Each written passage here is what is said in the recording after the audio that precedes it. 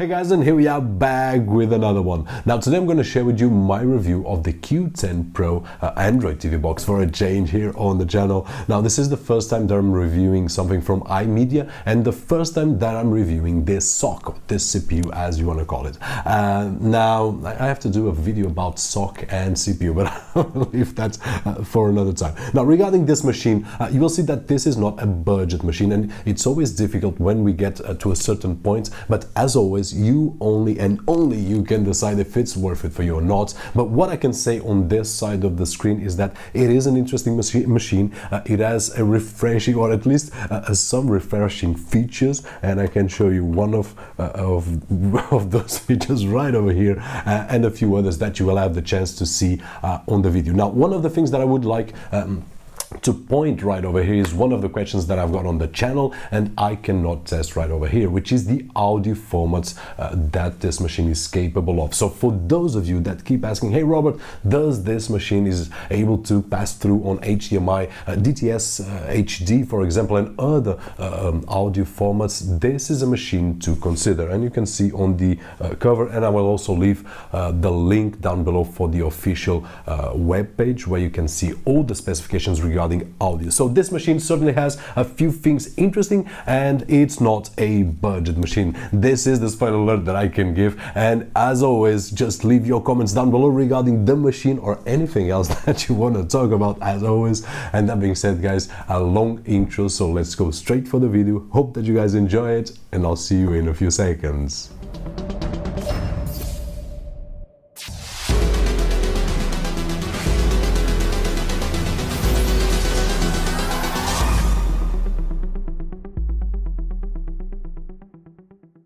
And here we are with the Himedia Android TV box Q10 Pro that features the HiSilicon 3798C SoC, the Mali T720 GPU, 2GB of DDR3 RAM and 16GB of flash storage with Android Lollipop 5.1. And regarding our usual and quick unboxing experience, as always, once we open the package we will find one HDMI cable, a user guide, infrared remote control, one power adapter, and finally the Q10 Pro that comes very well protected as we can see on screen, and that has a design different from what we have seen so far here on the channel, but we will take a closer look in just a few seconds. So at the front we will find a glass display with a time indicator and touch functions that we can use to browse through the menus, and this feature is interesting as can be used to control the box without the remote, and also because this was the first time that I've seen it on an Android TV box. Moving along, on the left hand side we will find one USB 3.0 and two USB 2.0 ports and one SD card slot.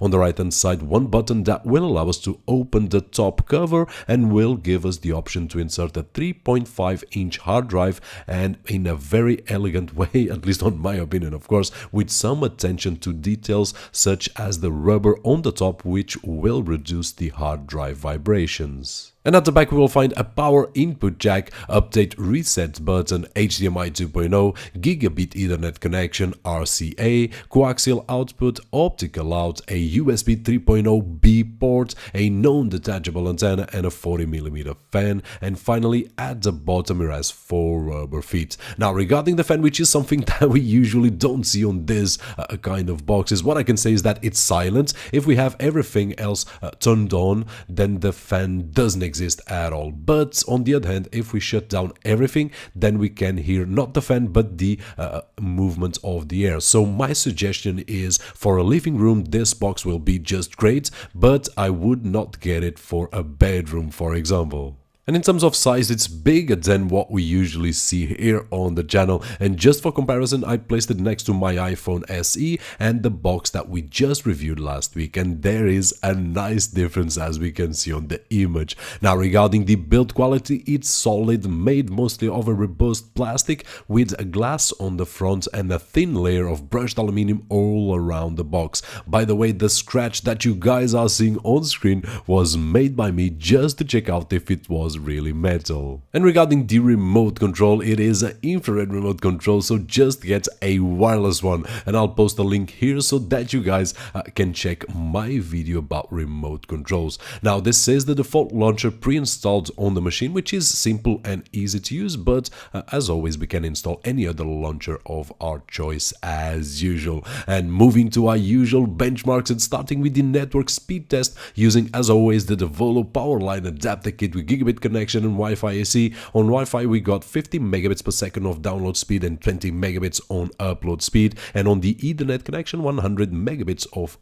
download speed and 20 of upload speed. On the disk speed test, 39 megabytes on reads and 14 megabytes on writes. Geekbench 3 with 701 on single core score and 2238 on multi-core score, which is actually a nice score. On Antutu roughly 38,000. Unfortunately, I was not able to install 3D Mark Score iStorm Extreme benchmark on this particular machine. And finally, on Epic Citadel 22.6 frames per second, which was a bit lower than I was expecting. And as you guys could see, we had a great CPU score and a low GPU score, but in terms of gaming, I had no issues at all playing my favorite games. Now, I did play Respawnables, Beach Buggy Racing and Asphalt 8 Airborne with no efforts at all for the machine. And I also tried PC Game Stream, but the maximum that I could achieve to have an acceptable performance was at 720 with 30 frames per second. And the game tested was Rocket League for a change. And in terms of video playback using Kodi, the Q10 Pro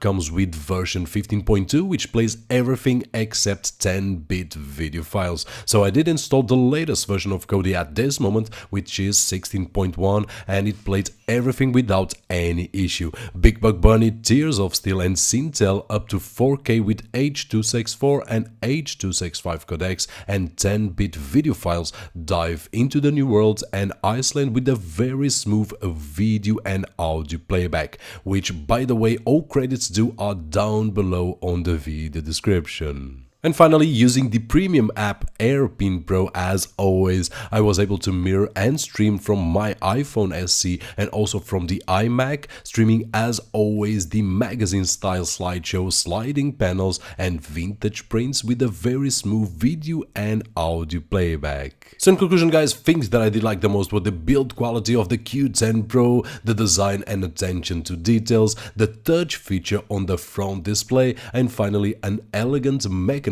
to house a 3.5-inch hard drive. On the other hand, things that I did like the least, although the fan is silent, it is still a fan, so it's not 100% silent as other fanless solutions that we have seen on the past.